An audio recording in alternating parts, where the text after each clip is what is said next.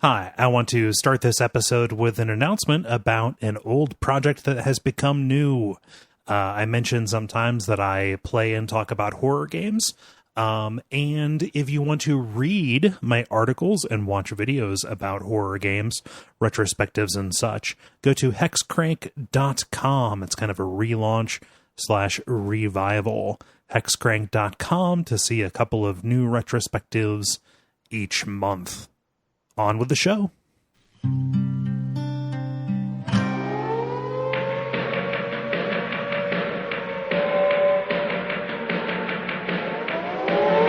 Welcome to Radio Free Midworld, the podcast about the Dark Tower series of books by Stephen King. My name is Cole Ross, and I'm your host, and today I am joined by Evan Thorne. Hey, Evan. Hey, Cole. Hey, welcome to the end of this book. It has gone by so quickly. Yeah. I mean, we're closing in on the end of the series, that happened pretty quickly too. Time flies. It definitely does. No, next year is 2019, and because Coincidences canceled, that is also when the show is going to end, and I will be sad because these are fun to talk about. Yeah, unless we get another Dark Tower movie. We're not going to get another Dark Tower movie. That's No. Absolutely not going to happen. It's never going to happen. I'm doubtful that who knows? Castle Rock is doing really well. I don't know if they're going to even do the TV series. Oh well, but yeah. What might have been? What might have been indeed. Yeah. So you're on here for the end of this. Obviously, you wanted to call. Let's talk about some fucking wolves. You wanted to call dibs on the action. Yeah. I actually haven't read this. I just am. I'm a big dog enthusiast, and this seemed like the good section to jump in. So you're a big dog enthusiast. I'm a big dog enthusiast. You know those sassy T-shirts that big dudes wear. Yeah. Yeah. No, that's what you meant too? Your signature clothing line, right? Yeah. Yeah. One time on Laundry Day, I was walking around with an enormous Johnson shirt, and people said, "Wait a minute, who is that guy? Who's that standing right there?" No, it's Cole. He's not wearing his big dog shirt though. It really threw people off. Yeah, I really love the Duckfeed line of big dog gear. It's very, very tasteful. Yeah. It's very tasteful, yet you can see everything. They are just clear garbage bags. Yep. Water repellent though.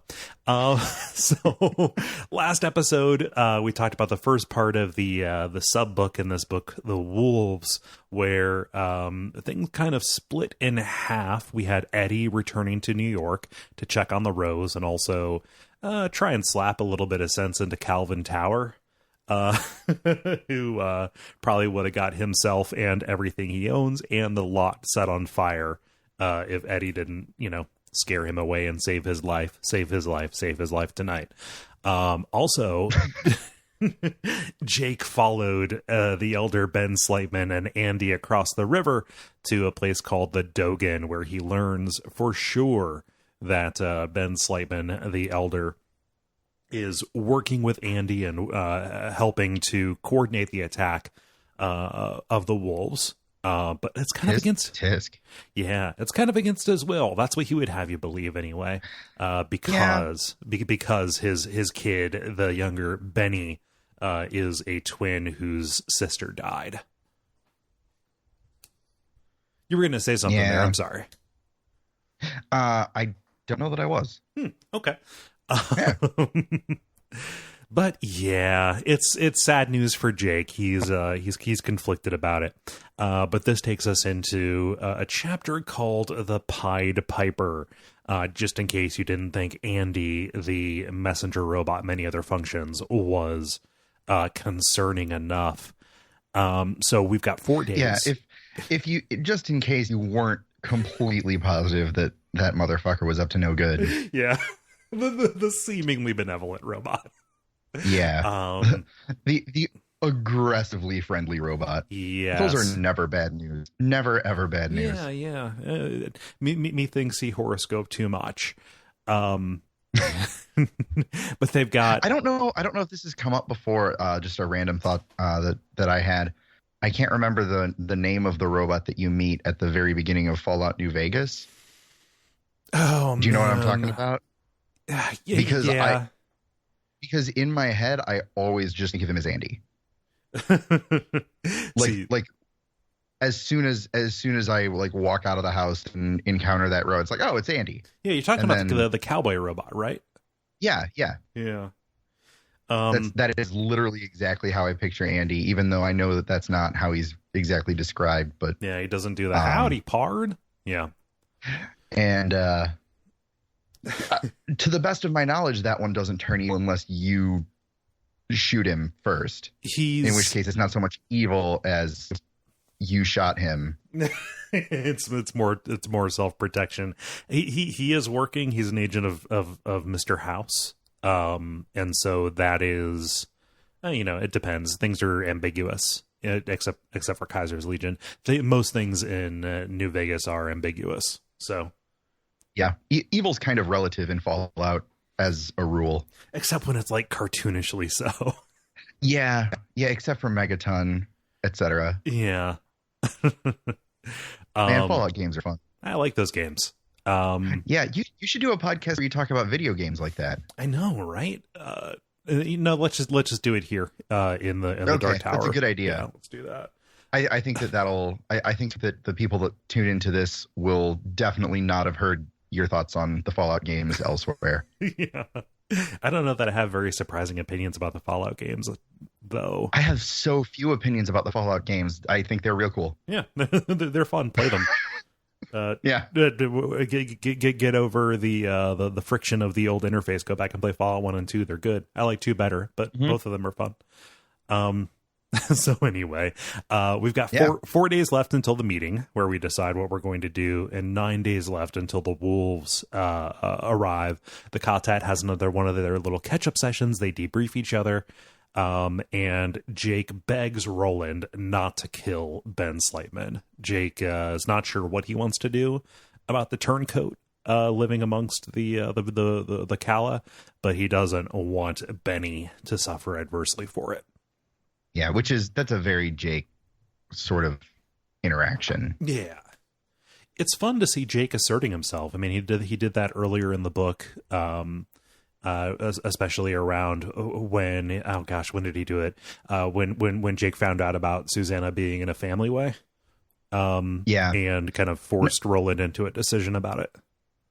I feel like this, after we kind of get to know Elaine and Cuthbert in Wizard and Glass, I feel like the parallels between Eddie and Cuthbert are screamingly obvious, but I feel like this is where we kind of start to see the similarities between Jake and Elaine. Yeah.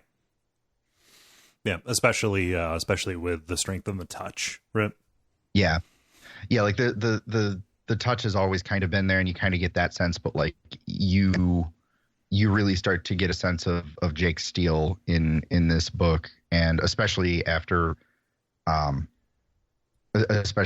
knowing more about Elaine as a character, from Wizard and Glass, and also from like just hearing Roland talk about it and went through the keyhole.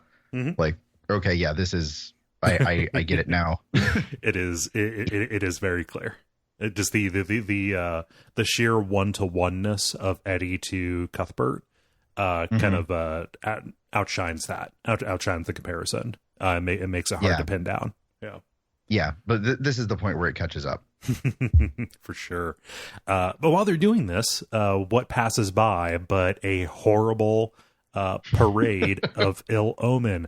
Andy is leading the kids like a parade marshal, doing kind of a call and response Kamala song. Like a Pied Piper, if you will. Yeah. see the chapter of this, or the title of this chapter. Just more and more verses of the Rice song.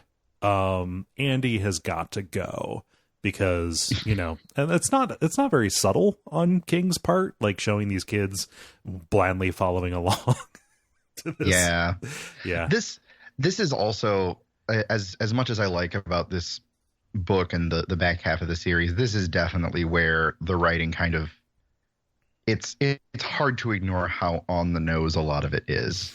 Yeah. Yeah, you can tell. I mean, at least I can. I won't speak for you. It's pretty apparent that King knows where he wants to go, and he's in a hurry to get there.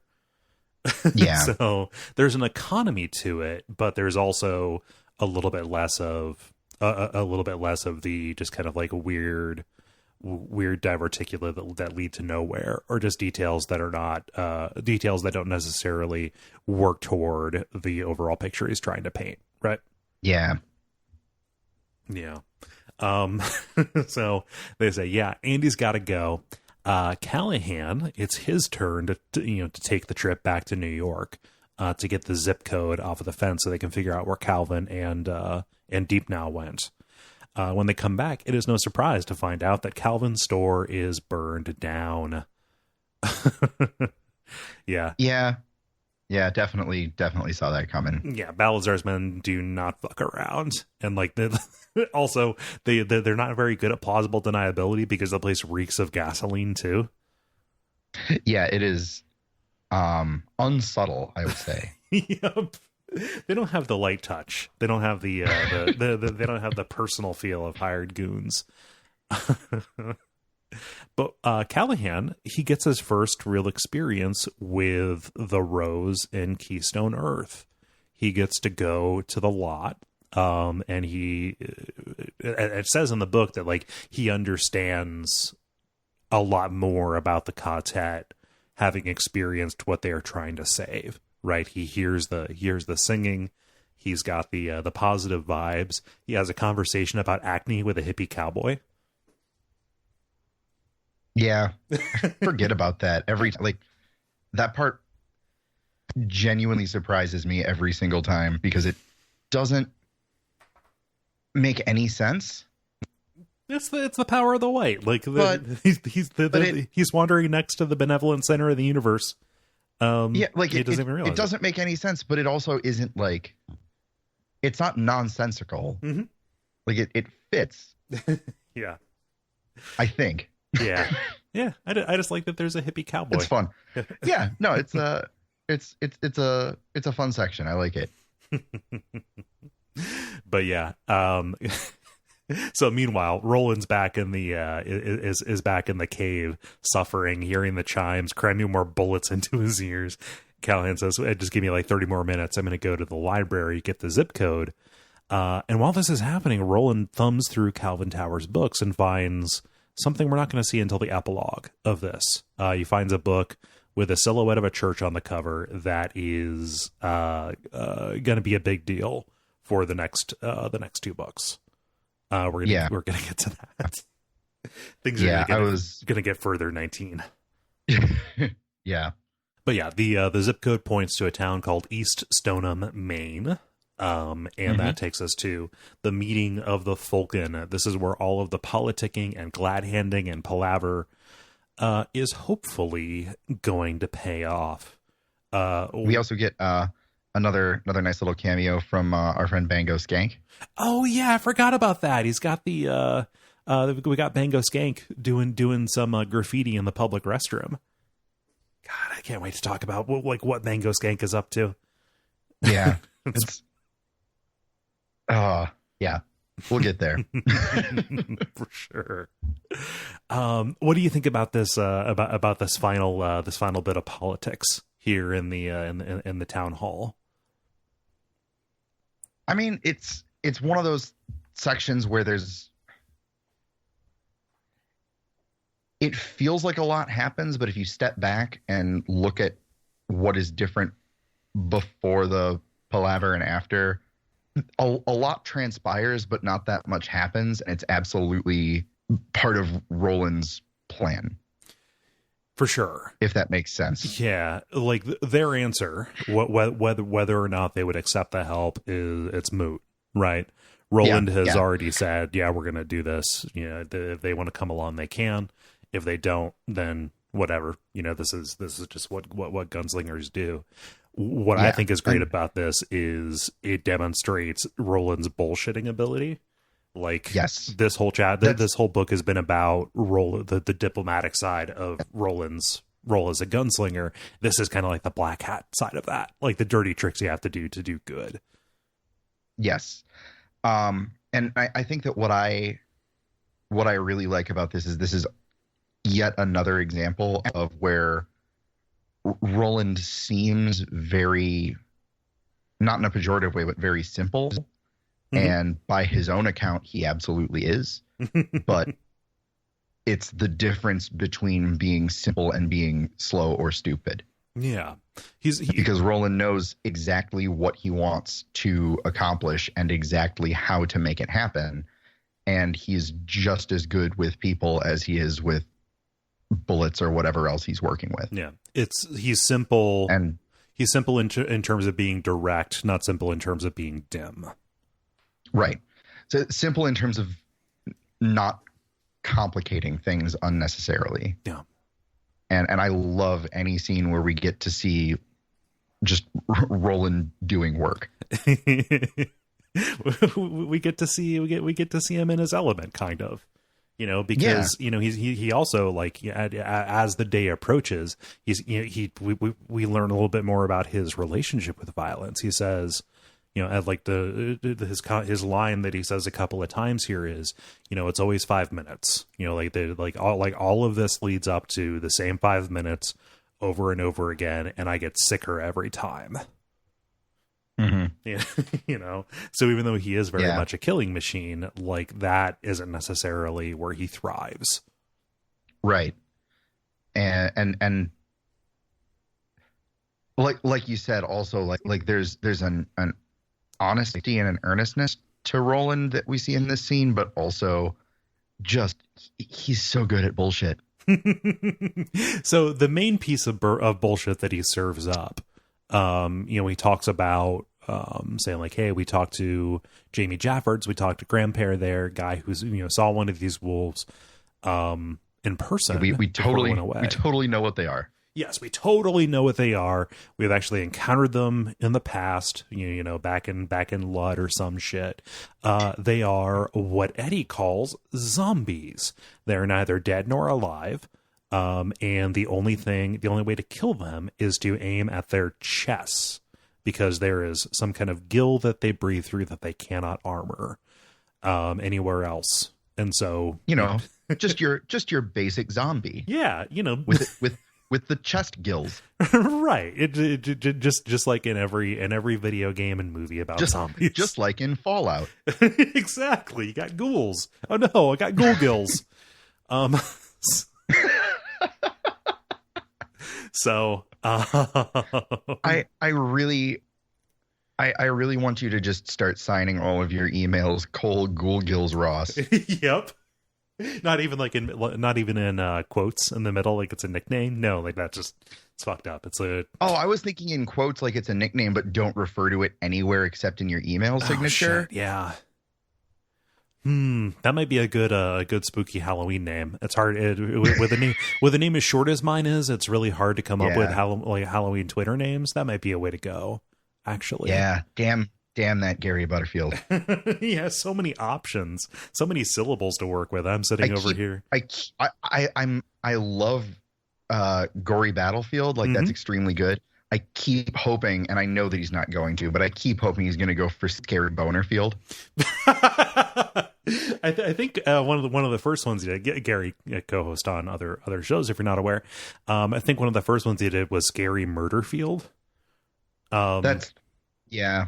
But Scary Bonerfield is good. I think I remember seeing Scary Murderfield and wishing that it was Scary Bonerfield, and it just has stuck. Just a little bit of extra English on the ball.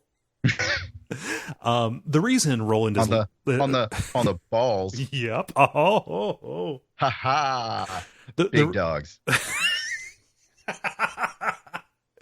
The reason that Roland is lying about this is really to just hoodwink the Elder Ben Slightman to do a little bit of like counterintelligence. He is feeding false information to the entire town just to throw Slightman off so that he doesn't have to kill him. Mm-hmm. And after he tells the town about these Ghoul zombies, he tells Slightman that he was lying to the town and gives Slightman a second different line of bullshit. Yeah. And tells him that the location that he gave the town is not where the children are actually being held. Yeah. But they're actually being held in a second location, and the second location is also fake. Yep. He is just completely managing their confidence. Or Ben's very, confidence very lately. good. Yeah. Yeah. Well, they also do something really similar with Andy. Like, you would think they would be able to see through it, if not Slightman, then at least Andy, right? But both of them are so complacent about this because this is the way it's always been. We've never fought back. I think the reason Roland has been able to fool Andy is because Andy just cannot conceive that anyone could possibly figure it out. Mm-hmm. Like I think that I don't know if that's arrogance. I don't know if Andy's capable of something like as human as arrogance, or if it's just that, like, assuming that he's an artificial intelligence, just that he hasn't ever had a reason to think about that or learn about that or prepare for it because it's never come up before. And Roland not only figures out, Roland is so good at figuring shit like this out that he's able to completely play along with the act and not let on to anyone who's paying attention that he has figured it out and just how much he knows until he basically has a handle on the situation, more or less. Yeah. It's straight up stated, I forget when and by who, but Andy and the wolves and whoever is behind them, they are desperate because things are getting even more wobbly than they have been in the past, but also they've never had a reason to be concerned, or if they did, it was so long ago. I mean, Andy, maybe that's where my idea came from, is that it's literally explicitly stated in the book. No, it's fine. I mean, I sound like an asshole now. Cool. No, don't worry about it. They even say, like, outright a few times that, like, what makes them angry about Andy's whole demeanor and carriage is that he is smug and complacent. That there is just like a the way that he carries himself in conversation is just it belies a certain sense of blaseness that, like, yes, I am better than you and I have no reason to work for it. And I think that's definitely the case, but I also think that, like, I'm torn between feeling like maybe there was a time in the past where Andy would have been smarter and more capable of continuing to carry this out in the face of resistance. Yeah. And feeling like this is just kind of how Andy has always been, and the urgency might have increased recently as, the world moves on. But yeah, I mean, I feel like Roland really is the first person to come along who's been able to do anything even approaching fighting back. Yeah, if we're looking for analogs of how technology or AIs or robots, whatever ages in this world, look to Blaine, the way that these are constructed, it is done in such a way that they can go insane.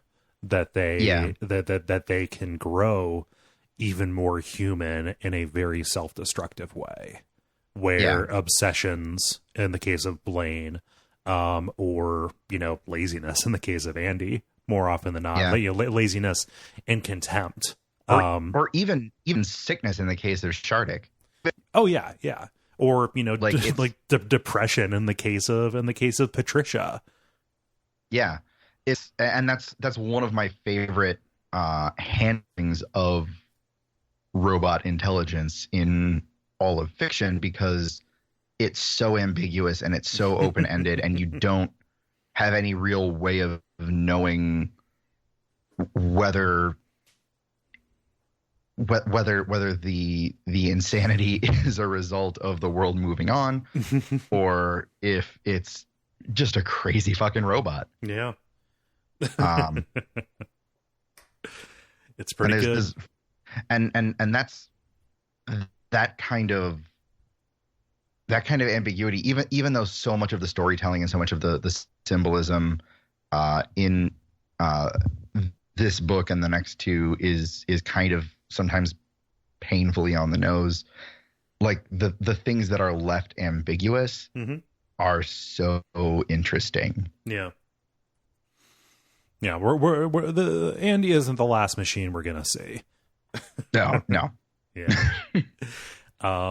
So yeah, you know, like we said, Roland is playing both of them, playing into their confidence, and really like the final straw.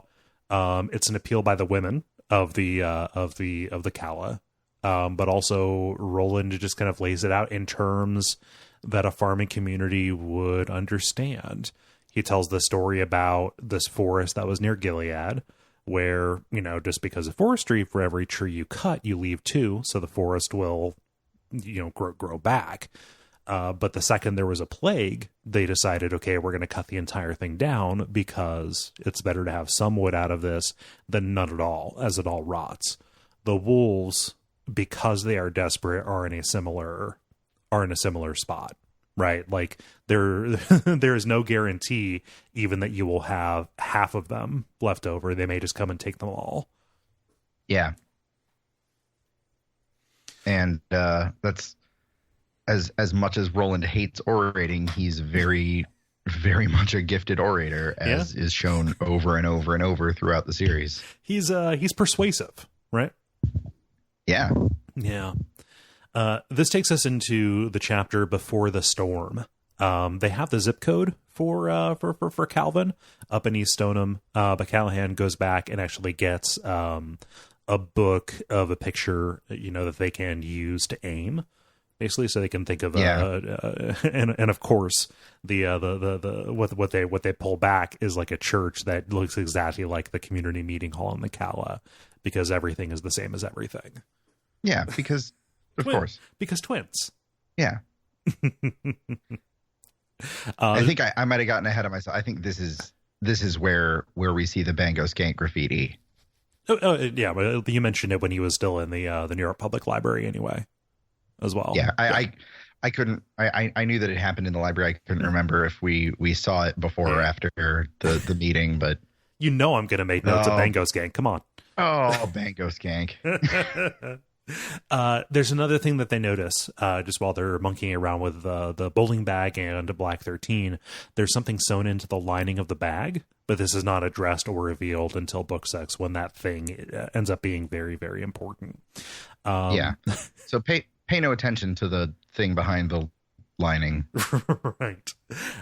So Callahan, using this picture of the church, goes to East Stoneham, and learns that Calvin, despite the, you know, losing everything, and despite the change of location, is still a fucking dipshit. Calvin didn't want to miss out on a deal, so he kept General Delivery open under his own goddamn name and is just leaving his same car out. So Callahan leaves him a letter saying, all right, like just fucking just leave some directions. We'll find you. And for God's sake, don't you ever come to this post office again. Calvin... So we go ahead. One of my favorite things about this scene, like, okay, I need to walk back a little bit of my my criticism of these books, this section of the series being on the nose, because, you know, like Calvin Tower.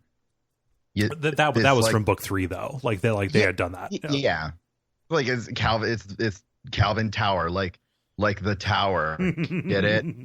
He's important.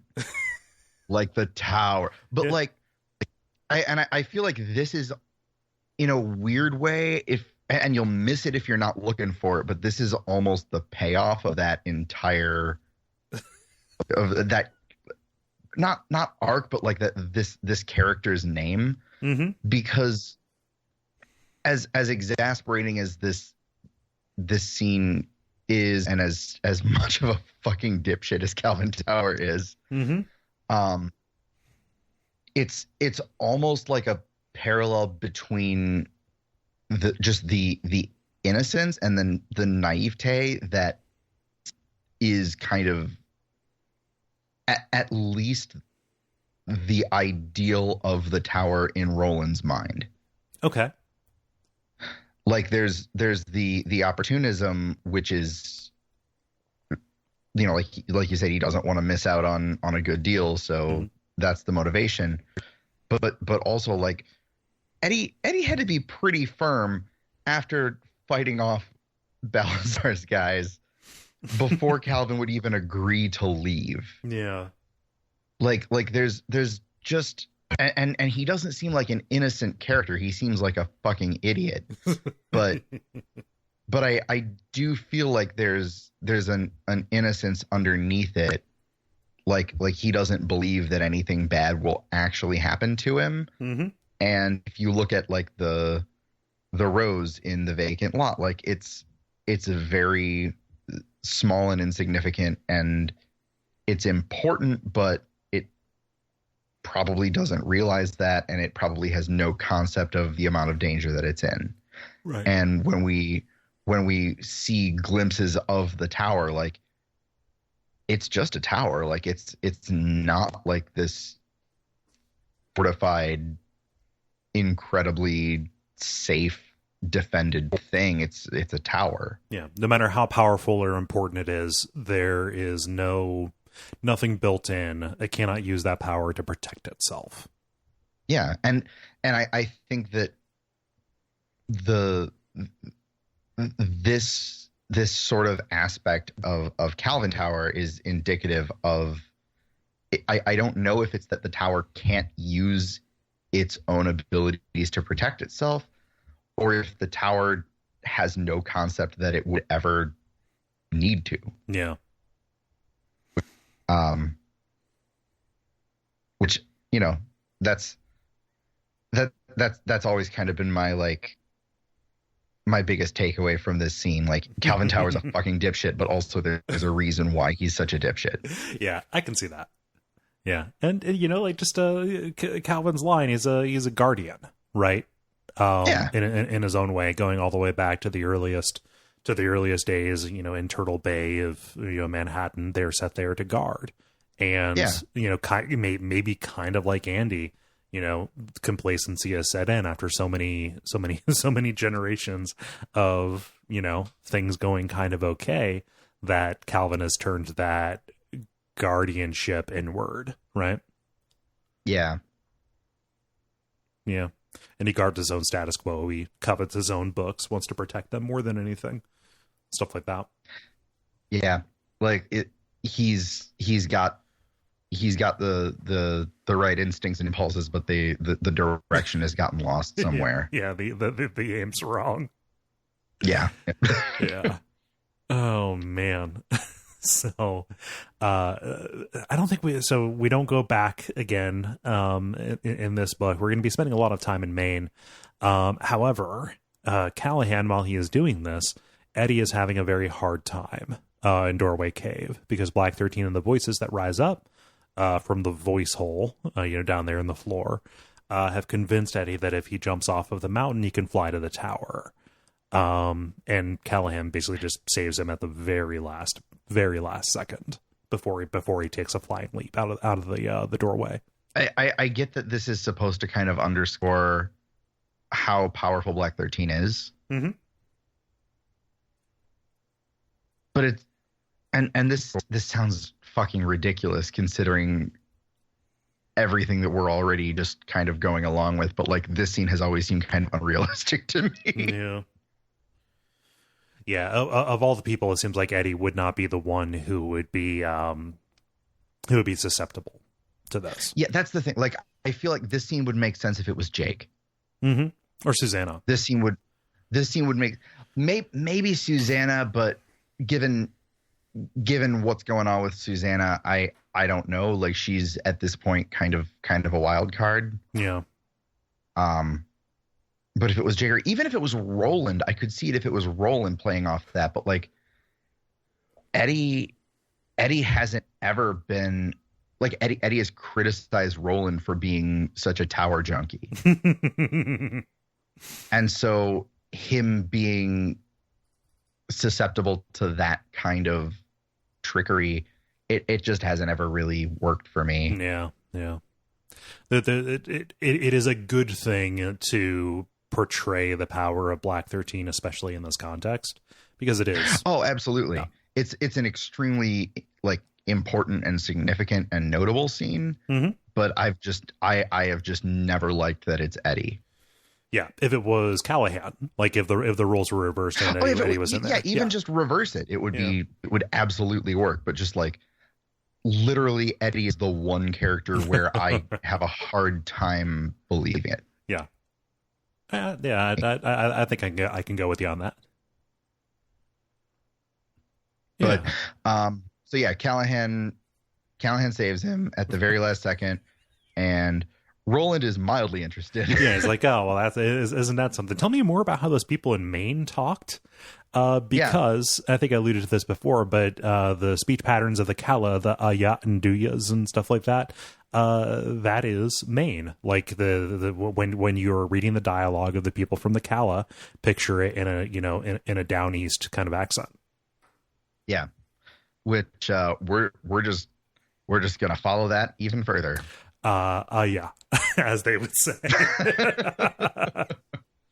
Yeah. But Susanna, meanwhile, things are getting really, really dire for her, even though she is not showing. She does not have, I was going to say baby bump, but then I would want to go fly to the tower myself. Susanna. Because that's baby bump implies a baby. Yeah. And that's not what we're signed up for here. No. I think in this part of the book, it even starts like talking to her too, psychically. It's pretty bad. But Susanna's having contractions, and she just kind of begs, like saying, like, "Okay, give me 3 more days."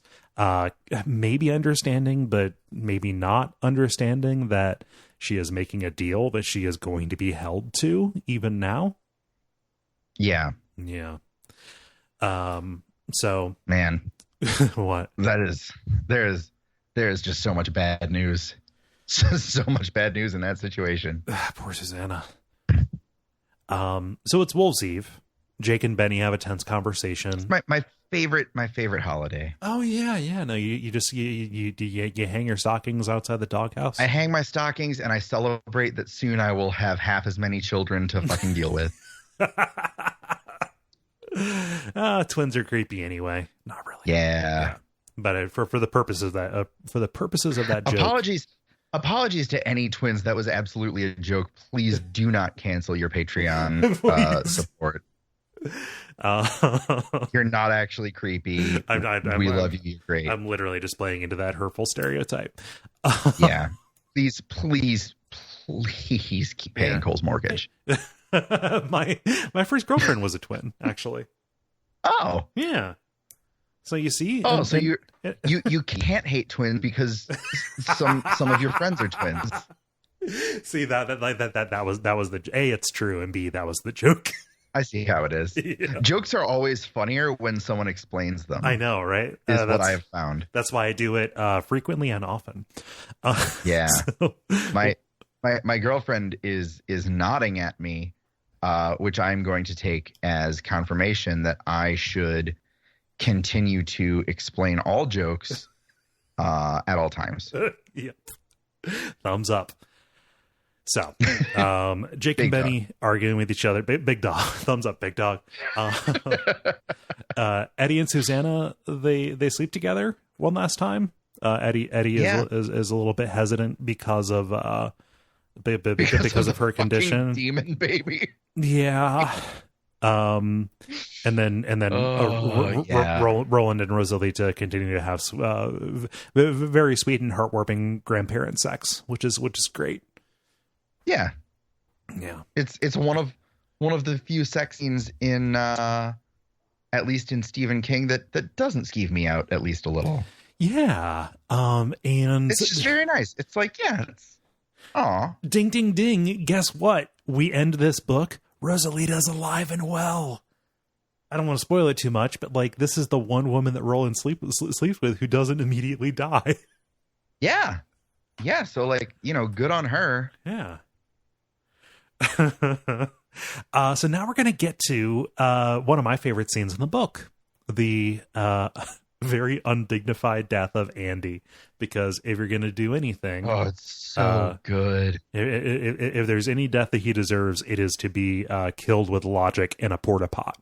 It is one of the most satisfying, and Stephen King is someone who can write a fucking death scene for any character, no matter how much you love or hate them, that will elicit an emotional response. And this is at least, I have not read all of Stephen King because I'm a human with a limited amount of time on Earth. Yeah, weirdly, he writes them faster than I can read them. But yeah, it makes no sense. But I would say with confidence that this ranks among the most satisfying death scenes he has ever written. So good. It is so earned. And like what's great about it is there's an attempt at pathos in this, like, and King knows what he's doing, but it is very much like, no, fuck you. Yeah. Yep. So I love this. It's Eddie and T and Jeffords, and then Rosalita's kind of hanging around, hanging back, watching. They arrange this ambush in Rosalita's privy. She's got this very well built outhouse, that is always well stocked with soft grasses, for cleaning up. The two shells. Yeah, the two shells. Sorry, is that a specific reference to a thing, or is it just to the idea? Oh, that's a Demolition Man reference. Oh shit! I mean, usually I'm right on top of those. Is the thing? Huh? Oh man. Yeah. If you have not watched that movie in a while, that is worth a rewatch. About like 5 years, probably. That's probably too much. It's a good movie. Yeah. So, but this is going to be the scene, or it's going to be the site of this very comical but also kind of frightening scene, because Eddie takes Andy into his confidence, saying like, "Hey, we're going to need you to come to this porta pot. This is where we've got some stuff stored here. Nobody can hear about this." Cole, I have to interrupt you. Yeah. I know I've mentioned before on this show that I am ethnically Ohioan. But I'm born and raised in the Chicagoland area. Right. And I've noticed this is the third time I think that you have said porta pot. Okay. Is that an Ohio thing? That's what we call them, porta potty. Yeah. Porta potty. Yeah. Yeah, porta potty. Yeah. I use them interchangeably. What do you say? Porta potty. Oh. Porta pot's just not something that I recognize. Huh. I don't know. Is that just a Midwestern thing that Chicago dodges? Yeah, it's possible. I think maybe Porta Pot's the brand name. Yeah. I mean, there's a number of companies that make them. My personal favorite being Honey Bucket. Oh yeah, that's fucking disgusting. Yeah. In Cincinnati, most of the porta pots you see are made by a company called Rumpke. Rump. Rumpke. That's good. It's very good. Yeah. No. Huh. Yeah. Maybe that's just one of those gaps in my own worldly experience. I don't know. Yeah. Oh, so wait. Tweet your thoughts at Brayton JC. Yes, at Brayton. Let him know. Let him know. So I think I got down to this. So did a search for porta pot. Did you mean porta potty? On the first page, there are a couple of links to a company in Mansfield, Ohio, where I grew up and currently live. That is called Porta Pot, as opposed to like a porta potty. Got it. Yeah. Okay. but yeah, porta potty, porta pot. Anyway, what we've got inside of there is a bunch of guns from New York. A bunch of guns from our level of the tower. We can't carry them all. We need a big, strong robot like you to help us haul them. So Andy says, yes, your robot arms for guns. And he gets his snoot in there real good. He says like, I do not see guns, Eddie. And and he's like inside this outhouse. And, you know, Eddie says, well, you probably don't see him because your eyes are too busy betraying this entire town, you big walking tin can piece of shit. And then Eddie shoots him in the fucking eyes. He shoots his eyes out. Those fucking obnoxious glowing blue eyes that flash, flash, flash every time he laughs without even laughing at you. Just know, hate him so much. Yeah. And so Andy starts losing his shit, as one would, screaming, I'm blind, I'm blind, I can't. That actually seems very reasonable. Yeah, like, I'm blind, I'll never see again. Like, code 7. Like, it's it's rough. And so he goes into a flailing rage, and all that really happens is he gets tangled up in the porta potty walls. And so, you know, Eddie, knowing that he cannot finish off this steel man that is powered by nuclear cells, he reads Andy's serial number and decides to, you know, give the shutdown command. It looks for a moment like he's going to self-destruct. Meanwhile, like, he is trying to figure this out while Andy is blaring a siren that is louder than anything he's ever heard, even in blood. And Eddie concludes, okay, if 19 is not the password, then the final part of that poem we saw in the lot, you know, "Oh, Susanna Mio, divide a girl of mine, done Parker Rig and the Dixie Pig in the year of ... 1999. Yeah. So a 4-digit numeral password, not necessarily the most secure thing, but Eddie says it and, you know, gives the shutdown order. Andy's small voice, you know how there's little Blaine and big Blaine? Little Andy begs for his life, saying like, hey, my nuclear cells are down. If you power me down, I won't power back up. Eddie says, well, that's your problem. Goodbye. And so he starts powering down. And then they bury him under the porta potty. Yep. like Tian says, he'd probably make a good coat rack. I said, no, Andy needs to be buried in shit. Yeah, fuck that guy. Fuck that guy. And everybody knows, the entire town knows that Andy fucking went down like an elevator, just because, you know, he doesn't even die with dignity. His shutdown is 1% complete. Shutdown is 2%. Just blared, like Roland can hear it across the town when Overholser comes to see him. Yeah, it's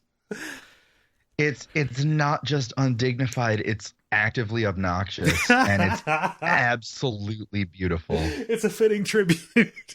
Yeah. Man. Anyway, do you have any final thoughts or eulogies for Andy? Oh, fuck no. Fuck that guy. Let's get to the good part. Screw him. Oh, man.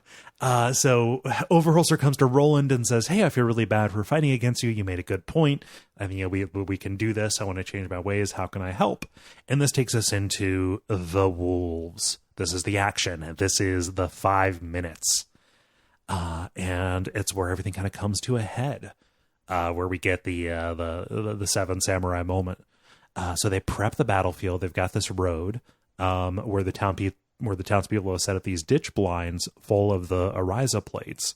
And the kids, they create like a false path of baby things, kind of leading down to one of the arroyos that Roland had discussed, down to those mines. Meanwhile, the real one of the fake locations. Yes, one of the fake locations. But the real hiding place is kind of going to be out in the open. The kids are going to be hiding in the corn, playing the game of don't touch the corn. You know, that classic childhood gasser. Don't touch the corn. Yeah. Yeah, you know. I mean, who hasn't played that game? This also gets us a confrontation between Roland and the Elder Slightman. Again, the turncoat, the person who is, kind of responsible for selling out the entire town. Roland asks him if he would have killed Jake, and Ben says that he would have. Yeah, it was the right answer. If Ben, because Roland knew the answer before he asked that question. Yeah, I think if Ben would have not told the truth, it would have ended much worse for him. Yeah, I mean, Roland basically said to himself, if he if he says the wrong thing, I'll shoot him right here. Yeah. But we get some like a real dressing down. Roland condemns him, for taking glasses. Roland says, "Hey, I can't really speak as to betrayal. I have betrayed, any number of people on the way to the tower in the name of the tower, including my own son. But what makes us different is you have these glasses. You're a fucking sellout. Used to be cool, man." Used to have cred. But we also I don't remember it going exactly like that, but more or less, yeah. Give or take a few words. Yeah. There's something I don't have in the notes here, but we get some exposition as to what's happening. The Elder Slightman knows just enough of what the wolves are after. He says, "Hey, there's something in the brains of these twins that needs to be harvested and turned into food for these people called breakers, these psychics who are, way out to the east, who are working to break something. And they need this brain food, like literal food for their brains made of twins' brains, in order to power their abilities." If you are one of the like 6 or 7 people who saw the Dark Tower movie, then you saw Breakers in action. You did. That's a thing that you should put right at the very beginning. Literally the beginning of your movie. God. That fucking movie. Yeah. But Roland pretty much jumps to like, they're breakers. They're trying to break the last 2 towers of the beam, or the last 2 beams of the tower, sorry. And Slightman's like, "Wait a minute, the tower's real?" Like, "Yeah, you fucking are helping unmake reality, you piece of shit." Yeah. Yeah. So then we actually get to see the wolves, and shockingly, they are not zombies with gills in their chests. No. And Roland waits until it's way too late for anybody to change the course of the battle. And, like as they see the cloud of dust descending on them, Roland's like, "JK guys, they're not zombies. They're actually robots. You don't need to aim for the heads. You don't need to aim for the chest. You need to aim for the heads. They have thinking caps, just like those robots in the clearing with Shardik." Yep.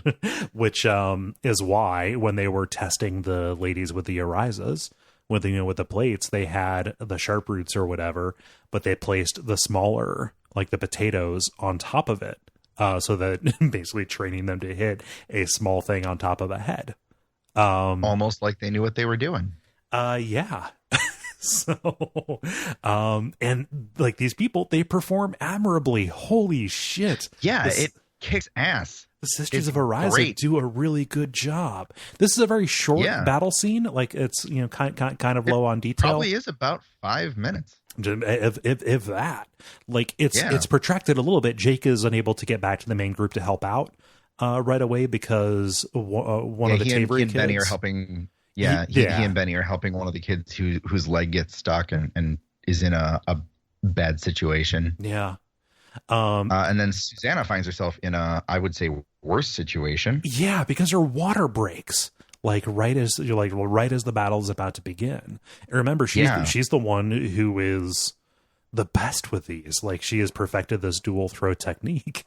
And basically she says, "We need to do this job. If you give me a stay of execution on this, if you delay, I'll help you. Like we'll do whatever we can to get this baby out of you or me or however this works." And the deal is signed. I still don't know if that was a good deal or not. It was good for the Calla. Big picture. It was definitely very good. Maybe for stopping other people from dying. I forget who exactly she killed. Just let's stop for a moment. This possessed woman who is in the middle of labor is still a ruthless killing machine. That is badass.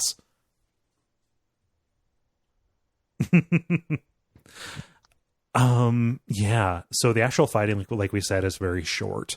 The wolves, as expected, come armed with light swords and with sneeches, these, orbs that they throw that home in on people and blow them up. Again, turn them to stew. Speaking of on the nose, I like this. I like it, but I hate it because the latter part of you is is the common opinion of that. Yeah, so they're called sneeches, and they're these balls that fly around and resemble, I would say, like approximately resemble, if anyone has read the Harry Potter series of books and book-related paraphernalia, the Golden Snitch. Except for the part where I don't recall the Golden Snitch in Harry Potter Quidditch turning anyone into stew. It only happens during a tie. It's been a while since I've read those books, but yeah, that sounds right. But so they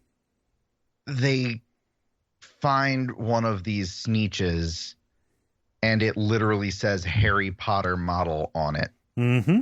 It's a North Central Positronics creation, and of course, this is all North Central Positronics. Of course. Fucking obviously, it's North Central Positronics. But but I just love that they are pulling ideas and crediting them. I guess, yeah. To their credit, they did.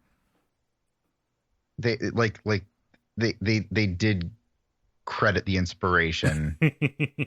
So I guess North Central Positronics technically would be like they're all right as far as companies go. There are two things that I love about this: that Harry Potter exists in this world, just like any number of other cultural things have bled through. I don't think an idea from Harry Potter bleeding through is any more ridiculous than Hey Jude being in book 1, 20 years before this one came out.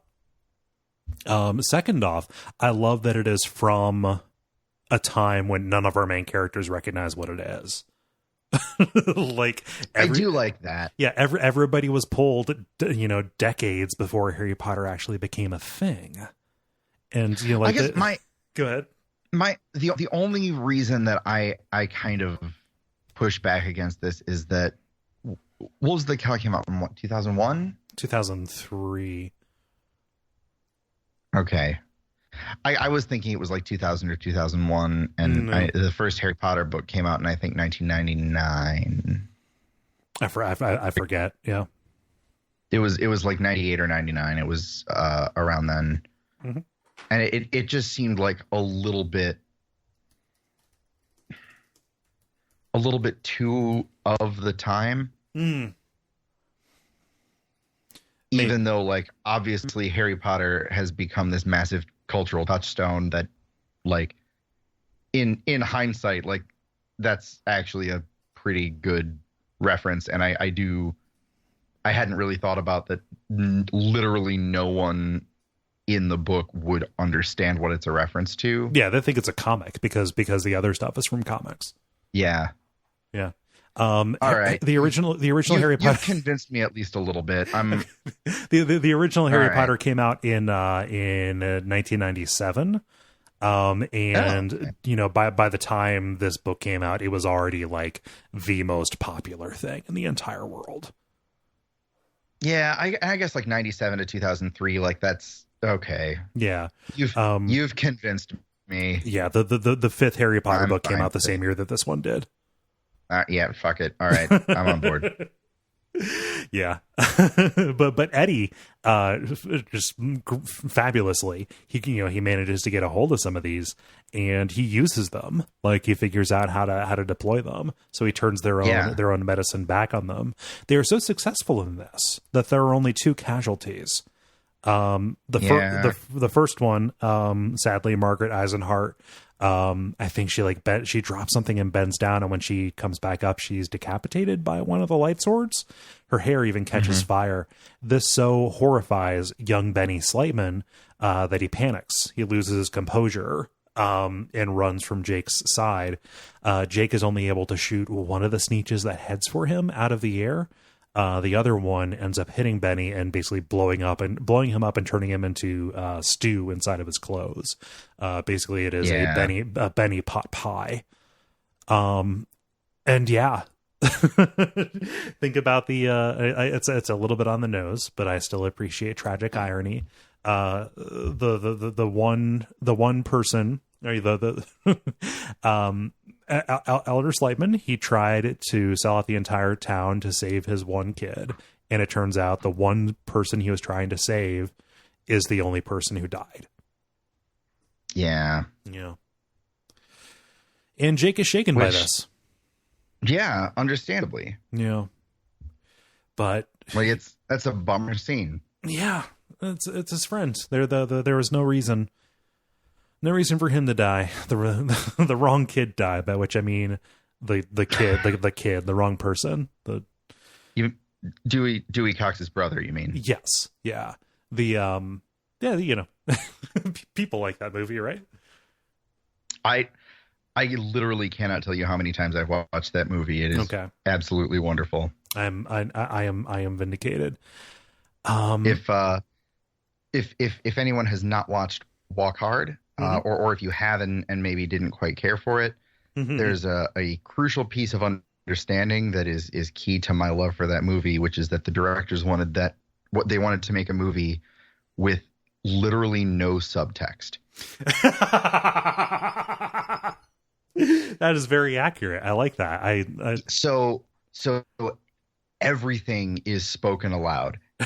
Every thought that every character is having is spoken. Nothing is implied.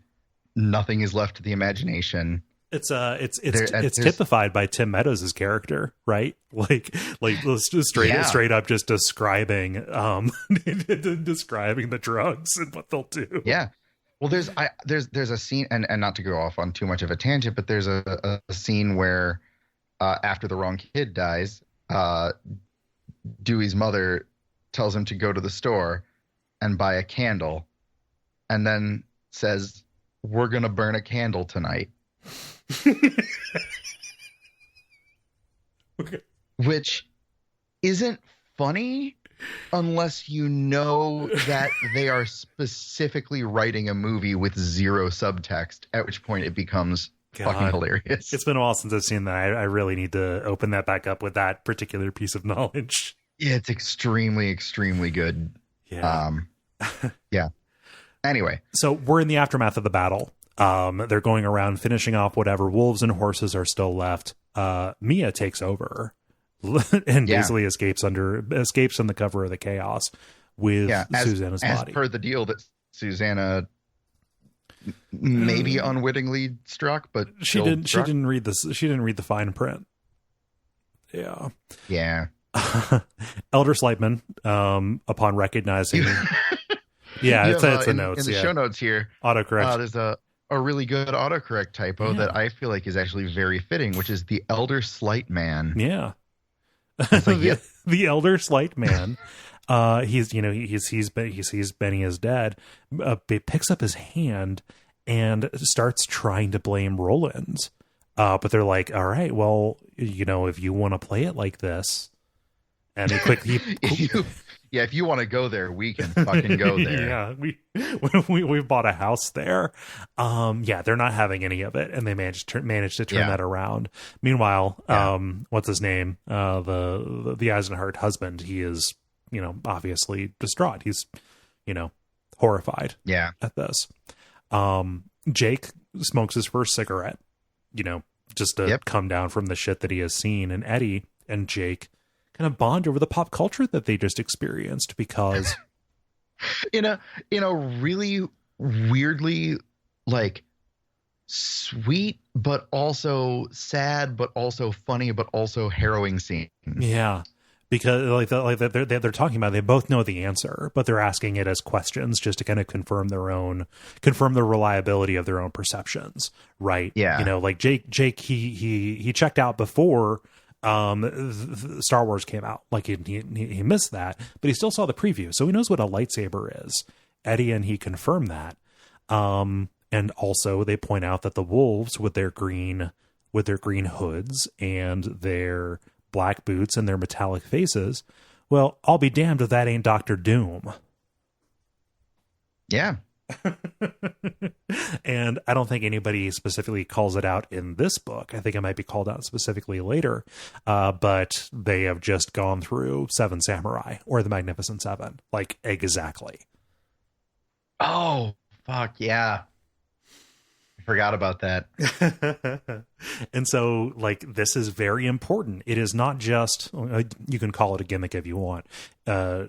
As gimmicks go, this is fairly substantial in terms of the way this back trilogy is going to go, because the power of fiction over reality is pretty much the territory that we're wandering into. So the fact that everything is so influenced by just this general culture, iconography, and mechanization, up to and including things that they have never seen yet, such as Harry Potter, that is going to be very important for these, for the rest of the series. I don't really have anything to add there. Like, yep. So the book proper, this chapter ends with basically saying like, oh man, like, yeah, you sure did a bunch of killing. We hope you get to leave real soon. But nobody knows where Susanna went. And they realize, well, shit, we took our eye off of her. We knew this would probably happen. She has gone to the cave, taking us to the epilogue, the doorway cave. This epilogue is very important, and it leads us right into the Song of Susanna. Mia was in such a hurry that she ruined the wheelchair. She took the wheel off, true. But somebody, probably Andy, left her a scoot. Yeah, which that's just a real good visual. I love this thing. This like it ends up being like the thing that makes it's the thing that makes book 7 possible. Oh yeah, absolutely. But when they get to the cave, the door is closed and the power is gone. It's just a door. The voices are still there though. Eddie instantly recognizes Rhea of the Coast haunting him over the fact that his wife is gone and the baby will probably eat her. Yeah, because that's a real Rhea move. Yeah. Like, she would love that. A meat-eating baby? Yeah. Kind of her bag. Yeah, absolutely. Yeah. And so then the book ends on a very, I guess I would say polarizing note. Yeah, polarizing I think is appropriate. Or at the very least, something that leads us right into one of the most polarizing aspects of the entire series. Yeah. Which is, and I know that we've alluded to this, but shit gets real self-referential in just about a second. Yeah, so it's not because it's not just enough that Callahan and Salem's Lot exist in the same multiverse, right?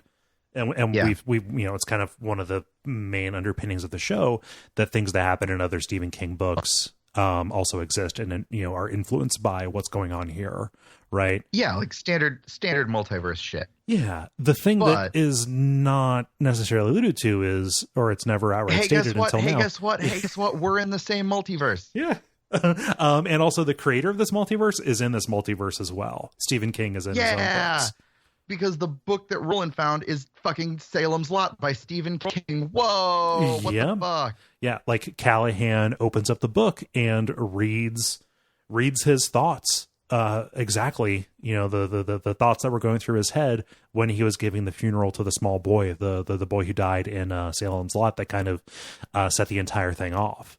They flip forward to the encounter with Barlow. Callahan never told anybody about Mr. Flip, about his own personal boogeyman that he had as a kid, but it's there on the page.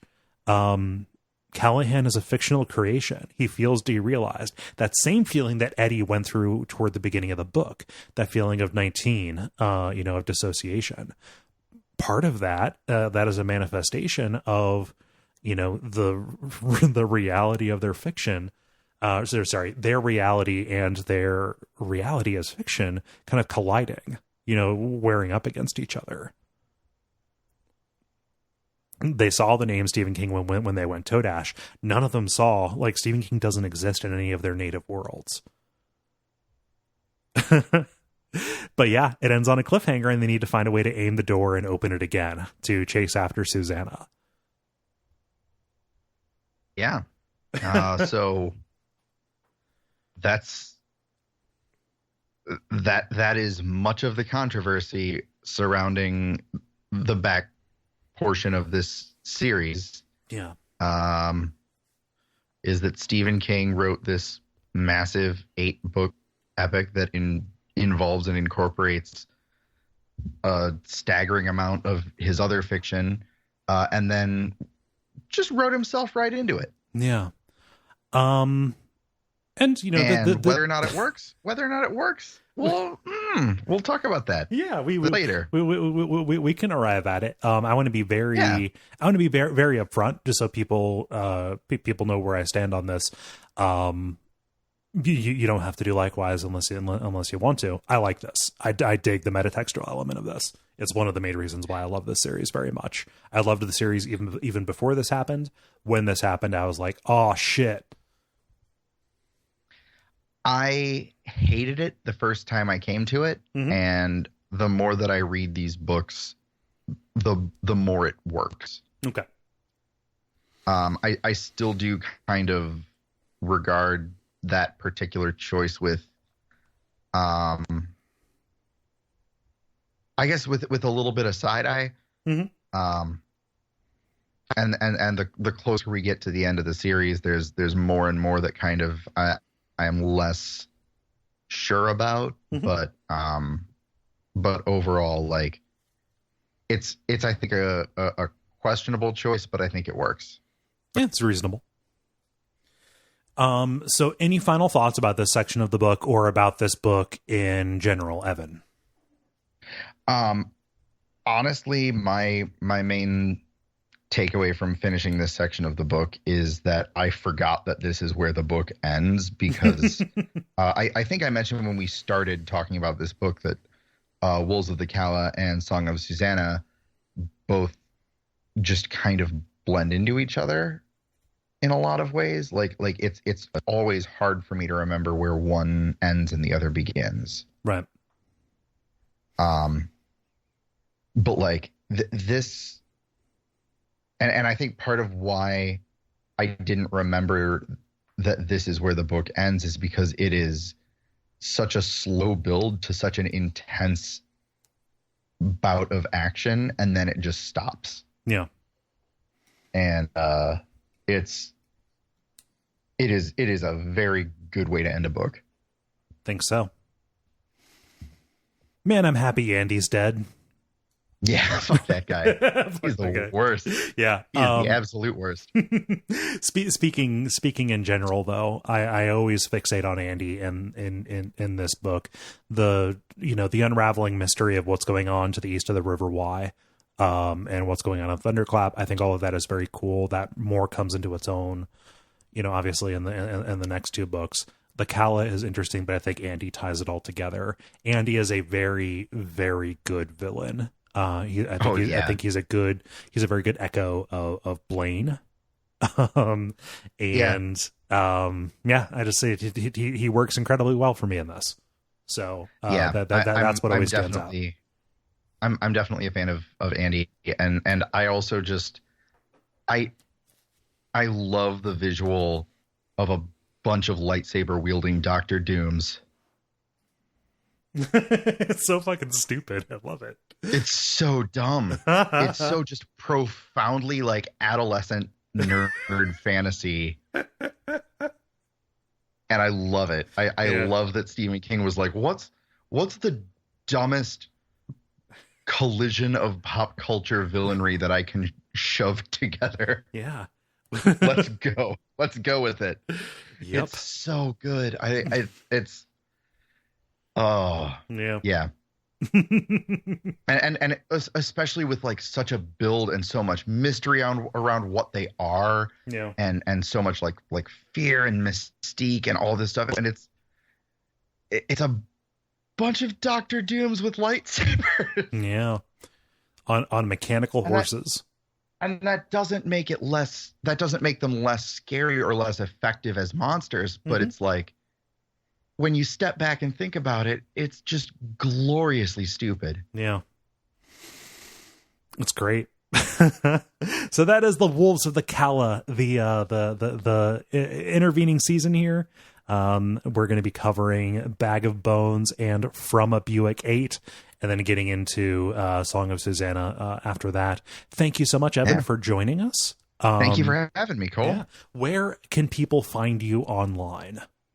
You can find me on Twitter and Instagram. I'm at Mr_Harder, all spelled out, Mister, and Harder doesn't usually get abbreviated.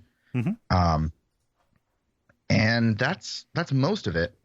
Or if you are in the Chicagoland area, the Saturday before Halloween, which is, I believe, October 27th. I'm going to double check that real quick. Yeah, October 27th, which is a month from today that we are recording this. There is a Halloween show at the Beat Kitchen in Chicago, and I will be playing a set as Sad Paul Stanley as Andrew WK. That is incredibly meta. I don't totally know what that's going to look like yet, but if you're around Chicago, you should come find out with me. Yeah, give them the location and date and time again. Yeah, it is Saturday, October 27th at the Beat Kitchen in Chicago, Illinois, and I am opening the show at theoretically 8:00. Cool. And it's going to be real dumb. So you can find me at Cole Ross on Twitter. That's KOLEROSS. You can also find me on other shows here on Duckfeed.tv. If you're in the Pacific Northwest, going to remind you that I will be with Gary Butterfield, also of Duckfeed, and several shows at the Portland Retro Games Expo on October 20th and 21st.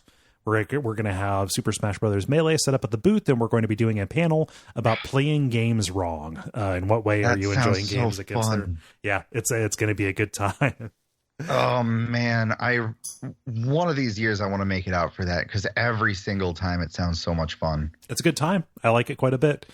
Snuck up on me this year just because we've been very busy, but yeah. We would love to meet you. Otherwise, though, I want to keep the admin short. Leave ratings or reviews. I want to give a quick shout out to Walk Hard and to Big Dog Clothing for sponsoring this episode. Correct. And also, if you haven't listened to Abject Suffering, give that one a shot. It's fun. Oh yeah, it is fun. Have some laughs. Come on over. It is very digressive. Yeah. I think you would enjoy it if you like it when we go off topic. And also if you like hearing a little bit about bad games. Yeah. Cool. I think digressive is the right word for that show. Cool. All right. Well, take care, everybody. And until next time, long days and pleasant nights.